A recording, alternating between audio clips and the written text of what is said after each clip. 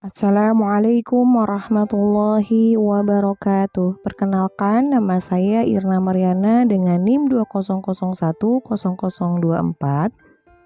Di sini saya akan memaparkan materi layanan bimbingan dan konseling pribadi sosial dengan materi religiusitas.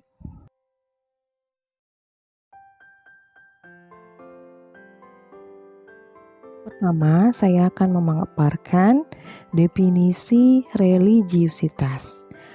Religiusitas adalah satu sistem yang kompleks dari kepercayaan, keyakinan, dan sikap-sikap, dan upacara-upacara yang menghubungkan individu dengan satu keberadaan atau kepada sesuatu yang bersifat ketuhanan.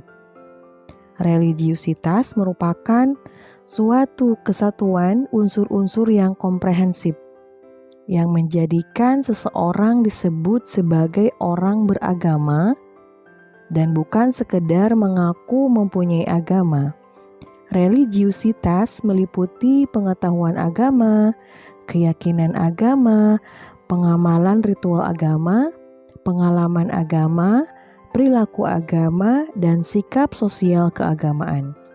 Dalam Islam, religiusitas pada garis besarnya tercermin dalam pengamalan akidah, syariah, dan akhlak, atau dengan ungkapan lain, iman, Islam, dan ihsan. Bila semua unsur itu telah dimiliki oleh seseorang, maka dia itulah ihsan beragama yang sesungguhnya.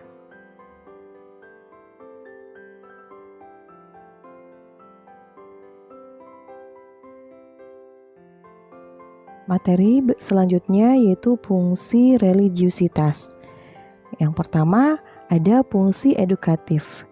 Manusia mempercayakan fungsi edukatif pada agama yang mencakup tugas mengajar dan membimbing. Keberhasilan pendidikan terletak pada pendayagunaan nilai-nilai rohani yang merupakan pokok-pokok kepercayaan agama. Nilai yang diresapkan antara lain makna dan tujuan hidup, hati nurani, dan rasa tanggung jawab kepada Tuhan. Fungsi yang kedua yaitu fungsi penyelamatan. Agama dengan segala ajarannya memberikan jaminan kepada manusia keselamatan di dunia maupun di akhirat. Fungsi yang ketiga yaitu pengawasan sosial. Agama ikut bertanggung jawab terhadap norma-norma sosial sehingga agama menyeleksi kaidah-kaidah sosial yang ada, mengukuhkan yang baik dan menolak kaidah yang buruk, agar selanjutnya ditinggalkan dan dianggap sebagai larangan. Agama juga memberi sanksi-sanksi yang harus dijatuhkan kepada orang yang melanggar larangan, dan mengadakan pengawasan yang ketat atas pelaksanaannya. Fungsi yang keempat yaitu memupuk persaudaraan. Persamaan keyakinan merupakan salah satu persamaan yang bisa memupuk rasa persaudaraan yang kuat. Manusia dalam persaudaraan bukan hanya melibatkan sebagian dari dirinya saja, melainkan pribadinya juga dilibatkan dalam suatu keintiman yang terdalam dengan sesuatu yang tertinggi yang dipercaya bersama. Fungsi yang terakhir yaitu fungsi transformatif. Agama mampu melakukan perubahan terhadap bentuk kehidupan masyarakat lama ke dalam bentuk kehidupan baru. Hal ini dapat berarti pula menggantikan nilai-nilai lama dengan menanamkan nilai-nilai baru.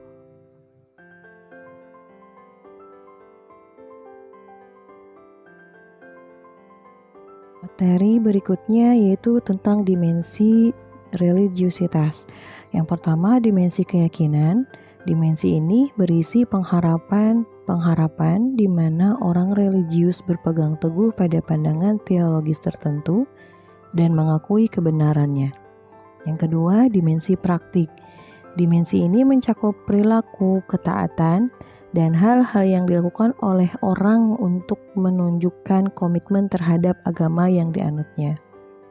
Yang ketiga, dimensi penghayatan. Dimensi ini berisi dan memperhatikan fakta bahwa semua agama yang mengandung pengharapan-pengharapan tertentu, meski tidak tepat jika dikatakan bahwa seseorang yang beragama dengan baik pada suatu waktu akan mencapai pengetahuan subjek dan langsung mengenai kenyataan terakhir. Yang keempat, dimensi pengetahuan agama. Dimensi ini mengacu kepada harapan bahwa orang-orang yang beragama paling tidak memiliki sejumlah minimal pengetahuan mengenai dasar-dasar keyakinan, kitab suci, dan tradisi. Yang kelima, yaitu dimensi pengalaman dan konsekuensi. Dimensi ini mengacu pada identifikasi akibat-akibat keyakinan keagamaan, praktik pengalaman, dan pengetahuan seseorang dari hari ke hari. Materi berikutnya mengenai faktor-faktor yang mempengaruhi religiusitas. Yang pertama, pengaruh pendidikan dan tekanan sosial.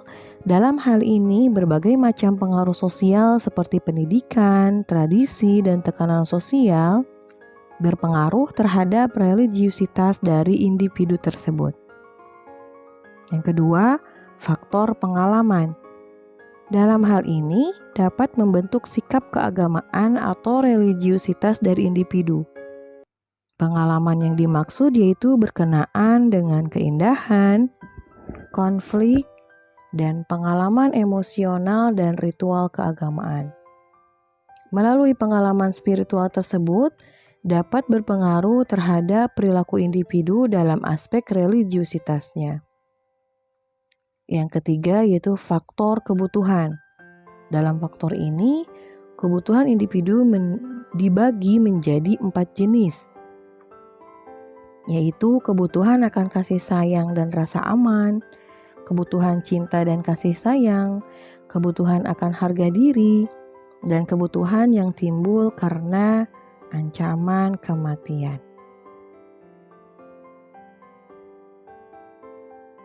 Materi yang terakhir yaitu upaya dalam meningkatkan religiusitas. Yang pertama, bimbingan. Bimbingan merupakan bantuan yang diperoleh dari seorang yang ahli kepada seseorang atau beberapa orang individu agar dapat mengembangkan kemampuan dirinya. Yang kedua, kesadaran. Di sini, menyadarkan perilaku yang menyimpang. Yang ketiga, menjalankan kehidupan. Membantu menjalankan kehidupan yang sesuai dengan ajaran agama. Alhamdulillah, pemaparan materi layanan bimbingan dan konseling pribadi sosial mengenai religiusitas sudah disampaikan. Terima kasih. Wassalamualaikum warahmatullahi wabarakatuh.